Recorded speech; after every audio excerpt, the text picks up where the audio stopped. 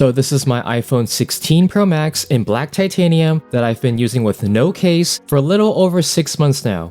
It doesn't seem like a long time, but as a tech head who uses two phones, the other being the Pixel 9 Pro XL, 6 months is a long time for me. Today, I'll go over what it's been like using it, any updates since launch, and how I record in ProRes log. So let's get started.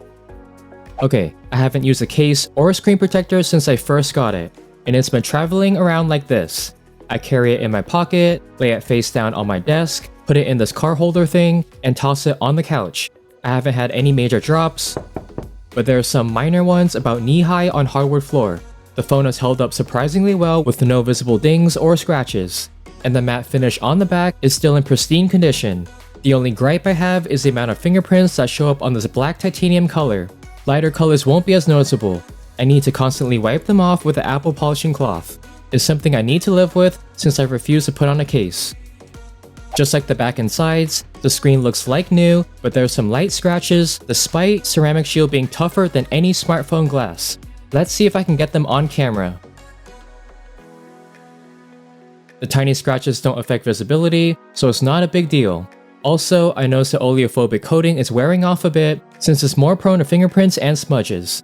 Other than that, the iPhone has one of the best displays I've ever used. The colors are accurate, making it great to watch videos from your favorite vlogger or just scroll around social media. And I'm glad Apple made the display bigger by shrinking the bezels. The body of the phone is slightly taller, wider, and heavier than last year's iPhone 15 Pro Max, but I got used to it in no time. The screen is great, but it's still missing some features from the other flagships. I wish it had an anti-reflective coating from the Galaxy S25 Ultra and the 3000 nits peak brightness from the Pixel 9 Pro XL. I also want to mention how nice the speakers sound. I usually have mine set at 2 clicks, and the iPhone sounds louder and better than the Pixel 9 Pro XL and Nothing Phone 2. Let me get some copyright-free music and do a sound test.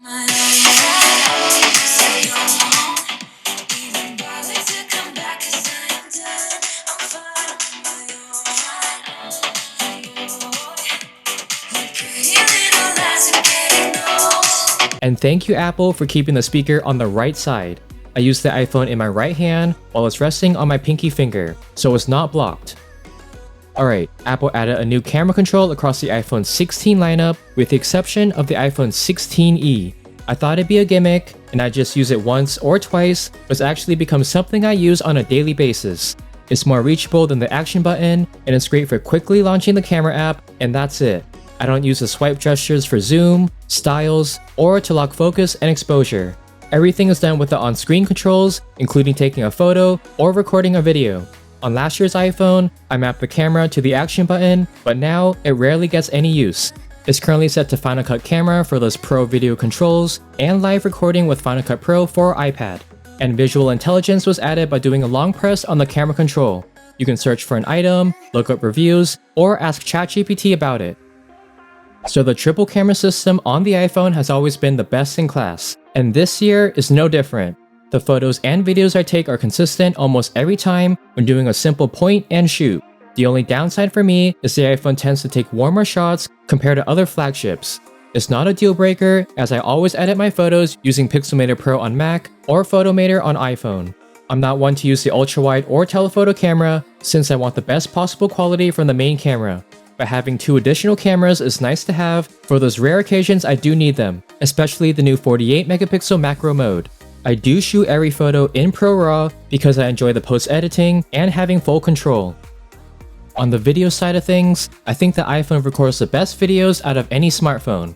I'm still shooting my YouTube videos on an iPhone. I started off by recording in normal 4K 30 FPS since the footage looked more natural. But until earlier this year, I now shoot in 4K 60 for that smooth playback. I have the PS5 Pro to thank for that because I can play games in 4K 60 thanks to PSSR. There's a new 4K 120 mode, but I tried it once and barely touched it again. One format that I've been learning how to use is ProRes log. But since I record in 4K 60, ProRes is only supported when recording to an external drive, which is where this product comes in. I use this Z791C magnetic storage. And a big thank you to Zike for gifting this to me, so I can make this portion of the video. So the iPhone I'm using has 512 gigs of storage, which is enough for my apps, photos, and normal videos. Apple limited ProRes log in 4K 60 or higher to be saved to an external drive because the file sizes are massive.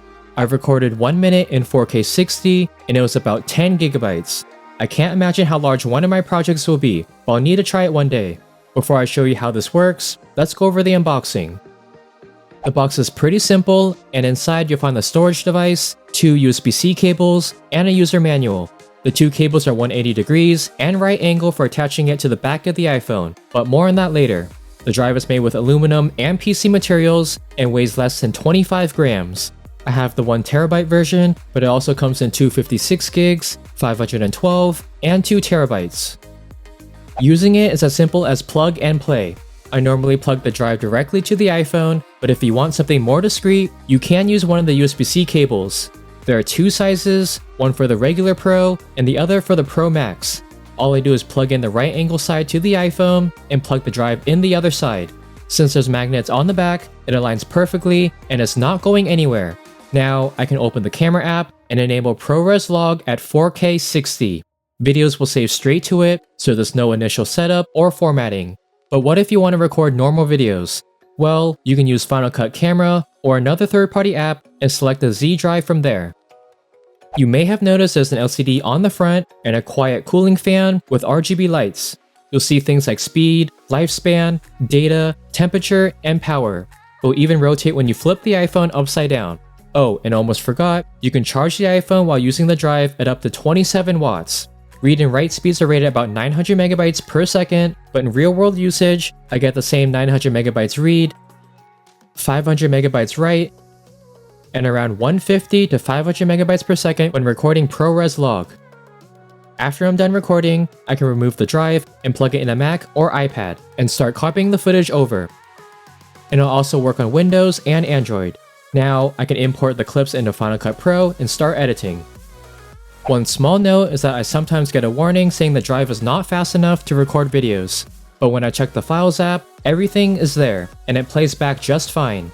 And speaking of files, you can also use it as a normal flash drive and copy files to and from it. The Z drive is great for content creators or for those who need extra storage. If you're interested in the Zike Z791C, you can use my code KT791C for 20% off your order. I'll leave a link in the description box below. The A18 Pro chip performs the same way as I first got it. I won't notice any slowdowns until the iPhone is on the older side. The chip did have a hard time with gaming, but I set everything to max settings. Here's Zenless Zone 0 with 120 FPS enabled, and the game will start to stutter from time to time. But if I drop it down to 60, gameplay is much better. Battery life is pretty good, the iPhone can last me the entire day, and I've been charging it every other day with a MagSafe charger. The software updates have been good too. I'm currently on iOS 18.4 Beta 4, and it's been pretty stable. So Apple Intelligence didn't launch with the iPhone 16 series, but 3.1 updates later, we have several new features, all of which I barely use. Writing tools can proofread your text, or change up the entire tone completely. Notification summaries are actually quite useful, since I can scan through them without opening the entire notification. But I have noticed it's not accurate sometimes. Mail categories organize your emails, but I don't find it useful and turned it off. The cleanup tool is a nice addition to the Photos app. It's good in a pinch, but compared to Google or Samsung, it's not as good. For Genmoji and Image Playground, I used it a couple of times to try it, and it's pretty cool. I don't see myself using it often though. I feel like Apple Intelligence isn't complete yet, and still in the early stages. There's also the whole personalized Siri, which got delayed for a later time. The iPhone 16 Pro Max is a solid phone, especially if you're coming from an older model. But I'm looking forward to what the iPhone 17 series has to offer. There are rumors for a newish design, better cameras, and a new model, the iPhone 17 Air. Let me know what iPhone you're using in the comments down below. Thanks for watching, and if you haven't already, please like, subscribe, and hit the bell so you'll be notified when I post new videos. And I'll catch you guys in the next one. Bye!